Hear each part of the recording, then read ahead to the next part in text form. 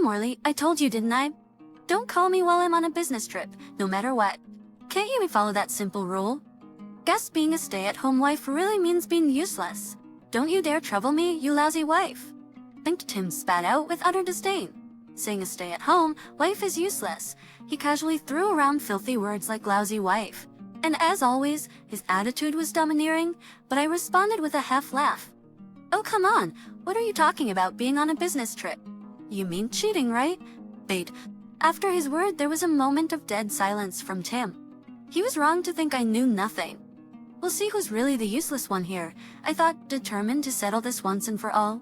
Just when I thought I heard him sigh deeply, Tim spoke in a mocking tone. Look, I think lying is wrong. Anyway, unlike you, I'm busy, so don't you dare call me again. He emphasized each word with a lower voice before unilaterally hanging up the phone. I was left staring at the call-ended screen.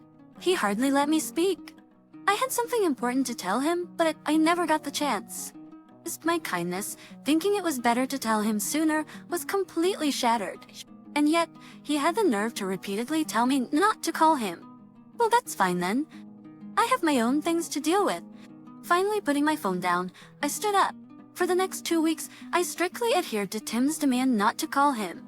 Then, it was he who started calling me incessantly, not just once or twice, but non-stop since morning. I was busy, so I ignored the calls until the evening. The moment I picked up, Tim was furious. Hen, Retribution Penschulquensens in Expristens? What are you thinking? What do you mean? I've no idea what you're talking about all of a sudden. Shut up. So where the hell did you go? When I came home, both Morley and all the house's stuff were gone. So what the hell is going on? I'm at my parents' house right now. As I slowly responded as expected, Tim's rage skyrocketed. What the hell do you think you're doing?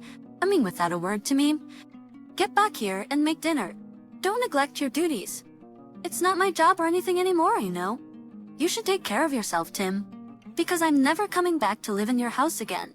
Huh? What are you talking about? You think you're allowed to do that? I am your husband, but you're supposed to listen to me. I couldn't help but burst into laughter, holding my stomach while still on the phone. Completely oblivious to the situation and still throwing arrogant words around, was just too ridiculous. I'm confused by my sudden laughter. Tim's rapid-fire talk paused for a moment. What's with you all of a sudden? You're acting strange, you know. Too lazy that you've started getting dementia or what? Of course not. The one saying all sorts of weird stuff is you, Tim. Because, you know, we're already divorced. Wait, divorced? Huh? What do you mean? I could almost see the dumbfounded look on Tim's face. This was the moment I had been waiting for. All the enduring was worth it. I instinctively placed a hand on my chest. Right now, I feel incredibly refreshed. Because, Tim, you always treated me like a housekeeper. Just earlier, you called yourself the husband as if that means something. A marriage is supposed to be equal, you know. What are you talking about? You should be grateful to me for earning the money. That tone, it's so domineering. And whenever you didn't like something, you'd hand me a filled-out divorce form to make me listen. I reached my limit. So, I signed my part and filed for divorce. You can't just do that without my permission. I've been supporting you, you know. How do you think you're going to survive on your own, being useless and all? Tim was screaming so much that his voice was hoarse. I didn't even need to hold the receiver to my ear. His voice was loud enough to hear from the phone on the desk. I knew why he was so angry. It wasn't about the divorce itself. His pride was hurt because I, whom he had always looked down upon, had suddenly stood up to him. I was always belittled just to satisfy my husband's need for approval.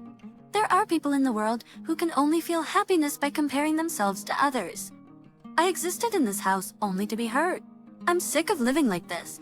My counterattack is far from over. I decided to mention something I couldn't say during the previous phone call. You should worry about yourself rather than me. You say a stay-at-home wife can't live on her own because she doesn't earn, right? Well, you can't live without a job either, can you? You got a termination notice while you were cheating. Wait, termination notice? What are you talking about? There's no way that's true. Don't take out your insecurity about the future on me with some random lie. Why would I need to lie and lash out at you? If you doubt it, just check the mailbox. It's not a big deal. There might be other mail piling up, some of it possibly for you. Damn, this is annoying. Why are you giving me orders all of a sudden today? Excellent, remember this for later. Despite his grumbling, I could hear sounds of walking and movement in the background. Instead of walking and rummaging through things over the phone, he seemed to be following what I said, perhaps starting to listen a bit after I filed for divorce. And such a foolish man, only able to act when it's too late. Soon, a voice that sounded both surprised and groaning came from the other end of the phone. Apparently, he had found the actual document. He immediately started yelling again. Hey, what's this about? There really is a termination notice here. And it's dated 2 weeks ago. Why didn't you contact me sooner? I did, remember? I called you 2 weeks ago, but you wouldn't even let me speak and just hung up after telling me never to call again. So I just followed your words strictly. A stay-at-home wife must listen to her husband, right? My husband groaned in frustration. He probably never expected me to use his own words against him. I felt almost like singing a little tune. But there's still so much I want to say. I'll save my joy for the end. After a bit of silence, my husband suddenly snorted with laughter. I can't believe I got a little shaken by the words termination notice. Thinking calmly, there's no way this could be real. There's no reason for me to be fired. You must have made this up, huh? You've gotten a bit smarter. Imagining his smug face made me grimace.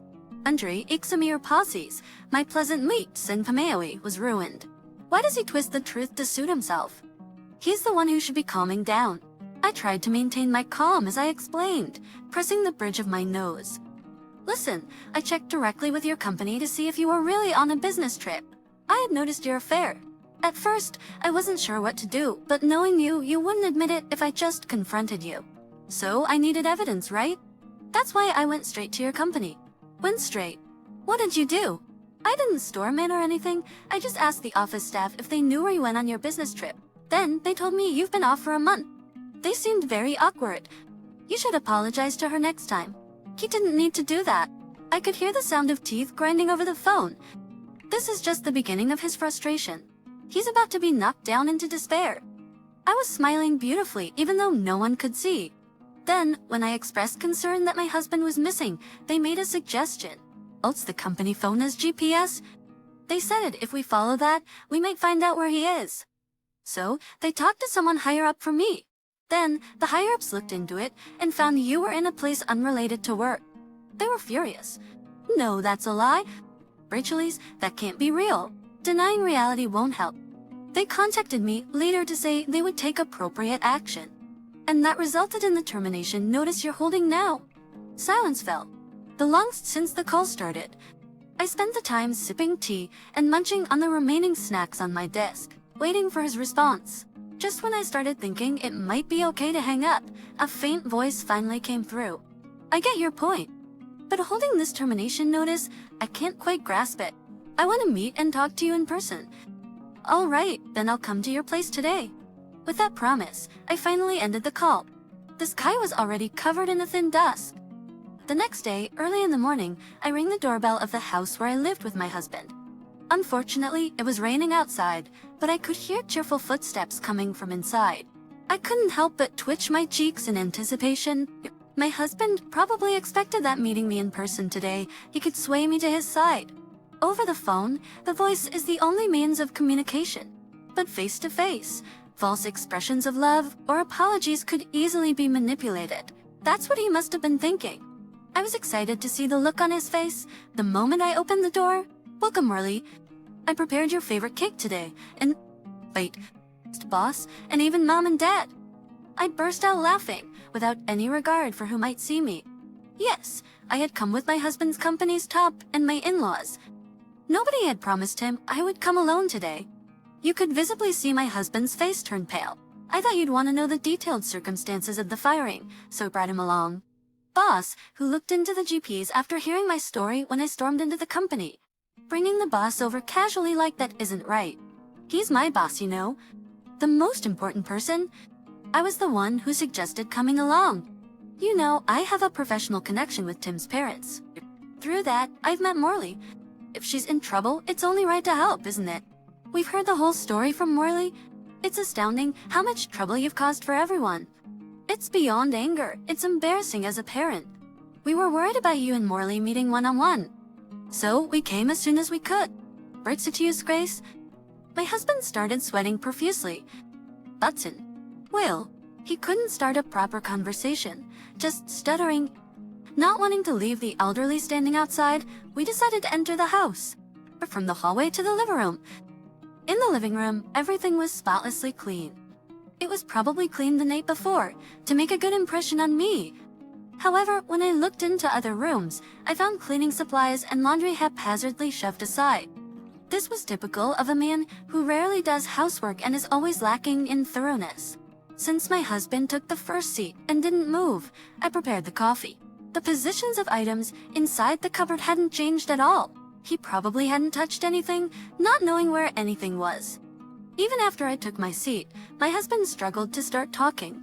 Everyone else, except for him, had their arms crossed and were staring him down with pressure. I don't know what Morley told you, but there has been a misunderstanding. I really was on a business trip. I wasn't cheating. I was the one who tracked your company phone's GPS. Are you saying I'm lying? No, it's not that, but devices have their flaws. It may have malfunctioned. I see, indeed, any device could malfunction. But when I contacted the company you claimed to visit, the corporation, they said they had no appointment with you. Did you check that far? My husband slumped. His carefully chosen stylish clothes were now wrinkled from his slouched back. You lied to your wife and cheated, and your treatment of her has been terrible. You are always commanding, yelling, and looking down on her, right? A marriage is supposed to be equal, and even if there were a hierarchy, excessive behavior could be considered harassment.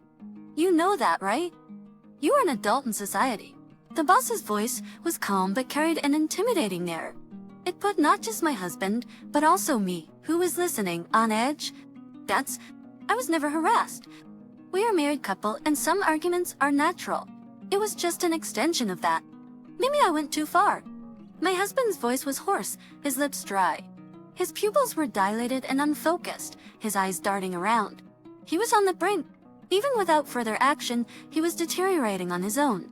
But sometimes, when cornered, people show terrifying resistance. It's a basic instinct for survival. Suddenly, he looked up, his eyes bloodshot, and began shouting. I love Morley touch. I've made mistakes, but no one is perfect. My guilt only deepened my feelings for her. I swear, I've never intentionally hurt her. Everyone, even the boss and my in-laws, was momentarily taken aback by his fervor. Right now, he might look the same, but he was a different person, almost mad. It was time for me to make a move. I quickly reached into my pocket. Tim, I'm glad you feel that way about me. But to respond to your feelings, I'll also be honest about mine. No sooner had I declared this than my husband's voice filled the room at a high volume. What the hell are you doing on your own? Get back here and make dinner without telling me. Don't neglect your duties, huh? What are you talking about? Do you think that's acceptable? I am your husband. It's only logical if you listen to me. My husband's complexion went from pale to ashen. Yes, I had recorded all of our previous phone conversations, listening to the barrage of verbal abuse and selfish remarks.